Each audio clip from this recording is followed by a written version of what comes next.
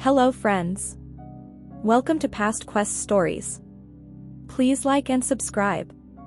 I was standing in my Denver apartment when the ghost of a girl I used to be rose from the grave they dug for her. Years ago, my parents told me they couldn't help with college, that debt was a moral failing, that I needed to struggle to earn my soul. I believed them, until the day they stood in my living room and asked me to fund my sister's fantasy wedding, as if my life were a treasury for their pride. That was the moment the last thread of illusion snapped. My name is Iris. I was the reliable daughter, the quiet architect of survival, the one who learned that asking was an act of futility. Our home, just outside Denver, was a museum of subtle. My straight A's were met with a distracted, "That's wonderful." My sister Alina's participation trophies sparked phone calls to relatives, celebrations that shook the house. When my college acceptance letter arrived, I let myself dream for one fragile minute. I presented it in the kitchen, breathless. My mother, Helen, dried her hands. My father, Thomas, avoided my eyes. "You'll need to figure it out on your own," she said. "We didn't get handouts." I asked about a loan. "Debt is degrading," she replied. "You need resilience." Resilience. They branded me with it. For 4 years, I lived on grit and instant noodles, working 3 jobs, studying in the library until dawn. The only lifeline came from my grandparents, Eldon and Margaret, who co-signed my loans in a quiet bank in Grand Junction. "Opportunity isn't a sin," Grandpa said. His words became my scripture. I built a life, solid, quiet, mine. But family has a gravity that bends light. Every visit, Alina floated on a cushion of their admiration. I was the daughter who turned out fine, as if fine was the ceiling of my destiny. Then, on a soft Tuesday evening, the past knocked. Helen and Thomas sat on my couch, postures stiff with rehearsed need.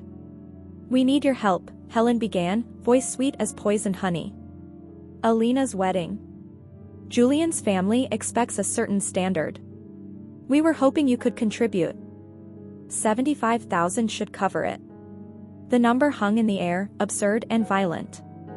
"Let me understand," I said, the room chilling around me. "You refuse to co-sign a student loan for my education, but you expect me to pay for a luxury wedding?" That was different. Helen blinked, offended. "College debt would have hurt you. This is about family." Family. The word only ever surfaced as a withdrawal slip. The siege began.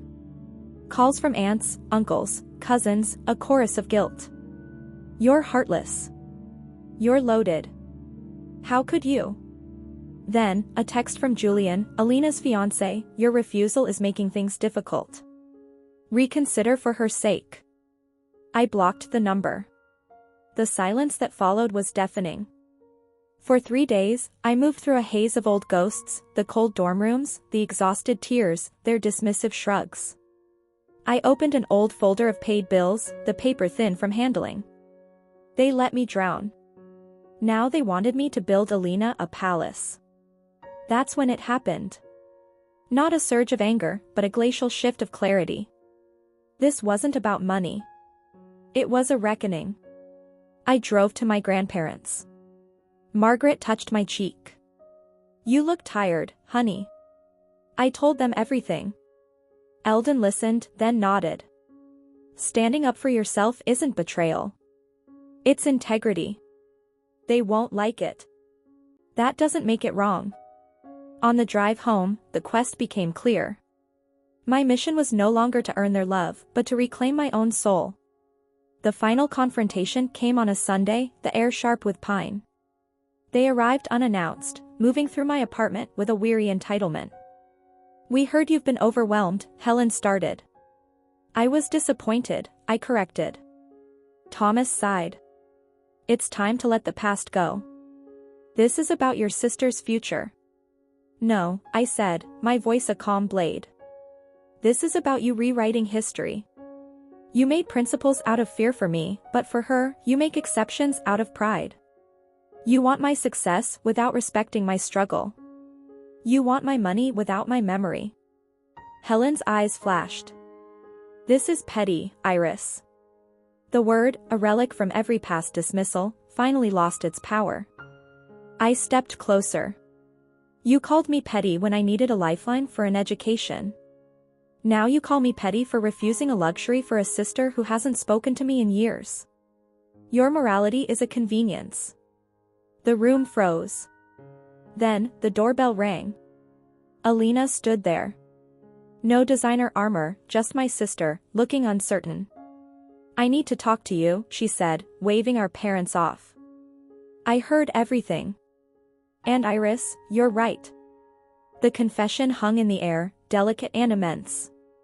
I let this get out of control. I wanted so badly to feel worthy that I confused a price tag with value. I treated you terribly because it was easier than seeing my own emptiness.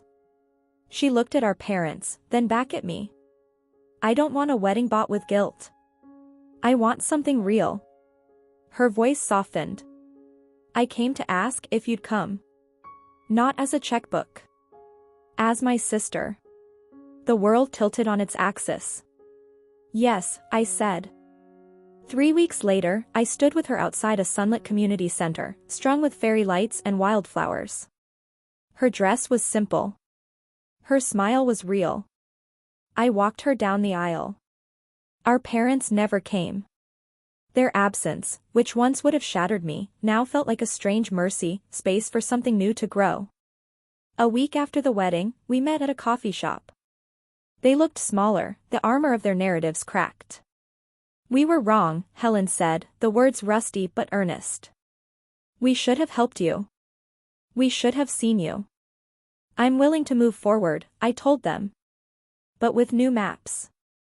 With truth. Justice, I learned, isn't always a thunderclap. Sometimes, it's the quiet, unwavering act of refusing to bury yourself again. I didn't fund a fantasy. I funded my own liberation. And in the clear, hard-won light of that choice, I finally found a love that didn't cost me my name. What was your quest? What line did you finally refuse to cross? Share your story of reckoning below. Subscribe for more journeys from the quiet wars we fight to become ourselves.